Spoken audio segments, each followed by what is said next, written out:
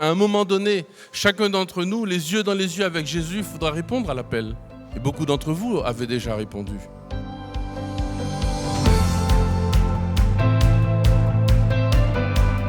Cette semaine, je viens de vivre des moments super intenses de préparation à la mission et puis d'envoi. On est tous arrivés avec nos inquiétudes, nos angoisses. Et puis petit à petit, tout ça s'est délié grâce aux moments de prière, de partage, grâce aux topos et puis aux difficultés qu'on pouvait exprimer avec les autres et qui nous comprenaient. Eh bien, on a diverses topos, donc à la fois des très pragmatiques sur l'administratif, sur comment aller au contact de l'autre, mais aussi des plus théoriques sur les défis de l'Église dans notre quotidien, des formations sur l'homme et son comportement général dans la société. Je ne m'attendais pas du tout à cette ambiance-là. C'est formidable de vivre cette session avant d'aller sur le terrain.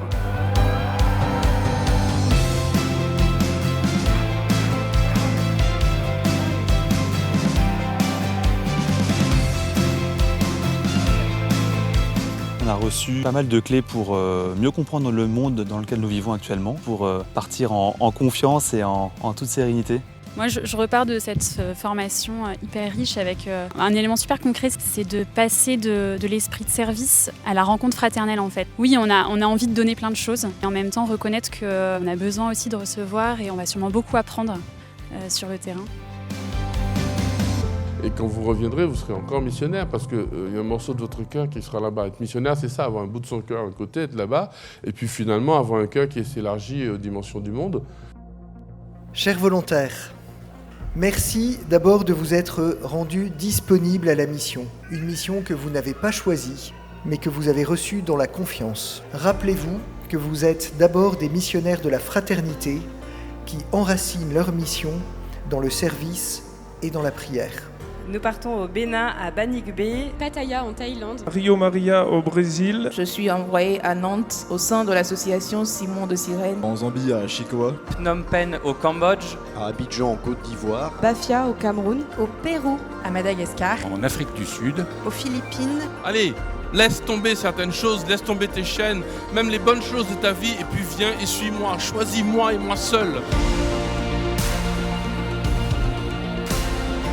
S'engager, en fait, c'est peut-être accomplir sa vocation humaine et chrétienne. En mettant le Seigneur au centre de nos vies. Moi, je me dis vraiment que la mission, elle est vraiment à portée de tous.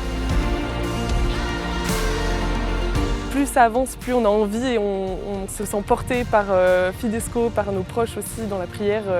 Et donc pas tout seul à vivre cette grande mission qui nous a été confiée. Ce temps est vraiment pour moi crucial et essentiel de pouvoir aussi porter dans la prière non seulement ma propre mission, mais aussi celle des autres qui vont être envoyés en même temps que moi.